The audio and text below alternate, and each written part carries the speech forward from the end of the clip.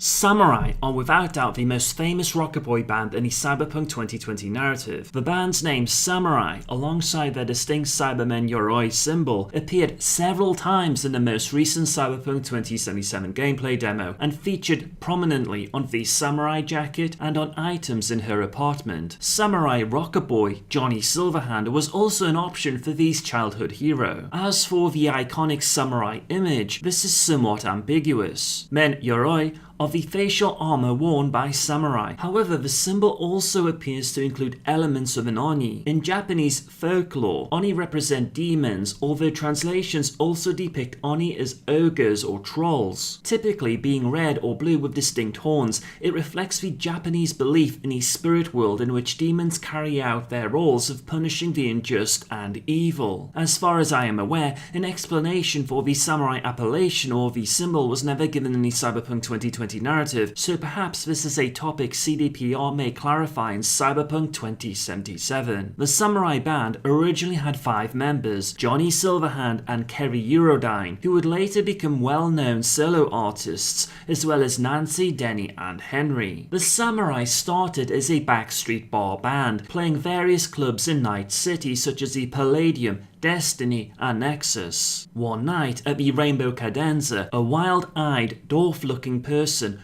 approached Johnny and Kerry wanting to book their act. Naturally, the samurai thought this guy was so high on dwarfs that he was talking nonsense, until he gave Johnny his card. The man was none other than Jack Masters, the head of Universal Music. Within 3 weeks, the samurai were signed to Universal, had a record in production, and were preparing to tour every major city in the world. It took the samurai only 3 weeks to achieve their first #1 hit on the Euro radio charts with their single Blistering Love, followed by their debut album 2 weeks later. Despite their outstanding success, the Samurai disbanded due to an incident with their keyboardist Nancy. Nancy unfortunately fell in love with a dwarf addict who physically abused her and wanted her to quit the Samurai. Nancy, who had been a Booster Gang member prior to joining the Samurai, decided enough was enough. Following another incident, she threw her fiancé out of their 83rd story penthouse. While Nancy wished to rejoin the Samurai, her 7 months in jail caused the Samurai to become apathetic, and the members concluded it was time to part ways. Nancy changed her name to Bess Isis and began to work in the media. Henry stopped playing bass after an accident with a human interface prototype. A spike in the voltage jumped circuits and literally rewired his brain. Denny decided to form a new band called the Mastermind. As for Samurai music, it will be intriguing to hear the new material that CDPR will bring to the Cyberpunk 2077 narrative. At the moment, there is a misunderstanding amongst some fans that songs such as Chippin In and Never Fade Away are Samurai songs. These are songs from Johnny Silverhand's solo album, A Cool Metal Fire. In the Cyberpunk 2077 demo, V also has Samurai records and posters in her apartment. One poster had 31st of May, New Orleans written on it. At this point in time, it is unknown if this date has special meaning or not. It could simply be a poster V has from attending a samurai concert in the past. The word Brosef also appears on the poster. While slang for friend, it is the name of a drink CDPR were serving at their Atlantis bar E3 2018. 2 more drinks appeared on the poster, Spunky Monkey and Nicola Soda, both of which were available in the Cyberpunk 2077 demo. The word Bumelant also appears. Bumelant is a Polish word for absentee or a lazy person. Quite infamous in Poland as a phrase on propaganda posters, but currently its meaning within the Cyberpunk 2077 lexicon or association with the samurai is unknown. I am Kazuliski, and I hope you found this succinct discussion on the samurai to be informative. If there is a topic you would like me to discuss, you are always welcome to leave suggestions in the comments section or contact me on Twitter. If you are interested in additional Cyberpunk 2077 content, be sure to subscribe to the channel. Thank you for watching.